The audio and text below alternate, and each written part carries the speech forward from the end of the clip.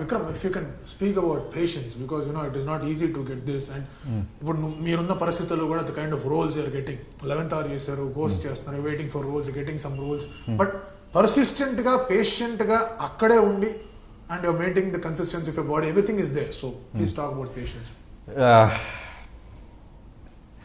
It's very hard for me to quantify or define these things. If there is something you truly want to do, you have decided, you're willing to put the work in, not for a short period of time.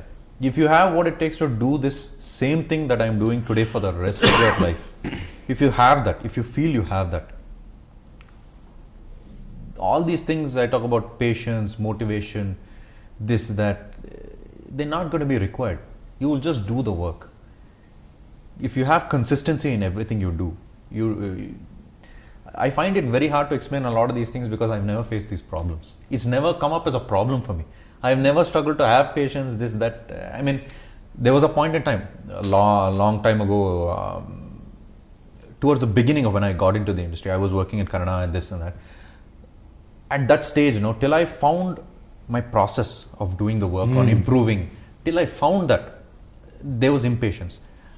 But when I realized there is always something to do, always a way to get better, so when the opportunities come, you are more prepared and more prepared. Your perspective changes.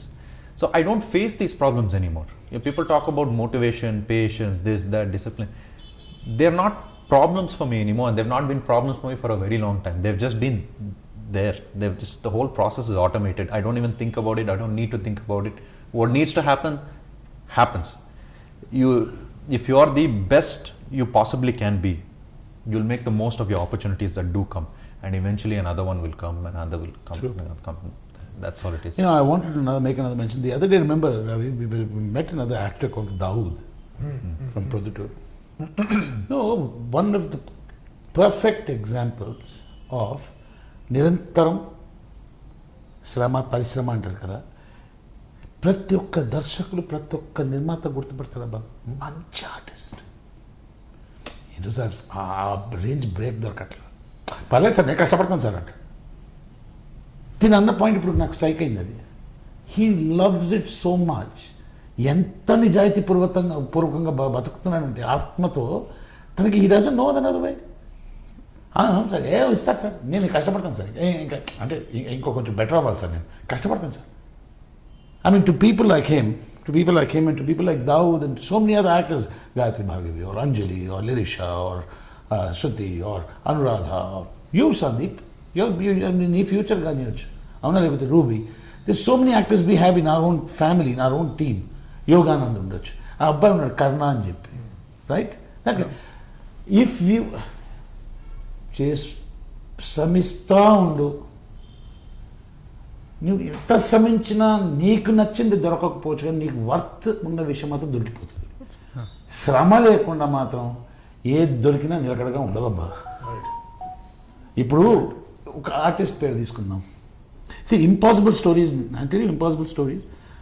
ఒక చిన్న ఊరు, పల్లెటూరు, ఒక గ్రామం నుంచి ఒక వ్యక్తి బయలుదేరి సిటీకి వచ్చి పేరు మార్చుకొని ఒక పెద్ద దర్శకుల దగ్గర అసిస్టెంట్ డైరెక్టర్కి పనిచేసి ఏ డైలాగులు బాగా చెప్తున్నాను, నటుడికి వెళ్ళి 4th villain, 2nd villain, 3rd villain, comedy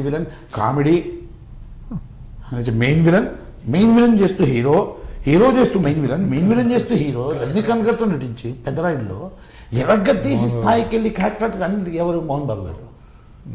Rajendra Prasad గారు ఉన్నారంటే ఆయన ఏం చేయలేదు, చైల్డ్ ఆర్టిస్ట్ వేషన్ చేయలే. Sorry my bad, sorry sir. Rajendra Prasad గారు కాలదు, చిరంజీవి గారు ఉన్నారు, ఆయన ఏం చేయాలి, చైల్డ్ ఆర్టిస్ట్, చైల్డ్ ఆర్టిస్ట్ మిగతా చేసి దొబ్బారు.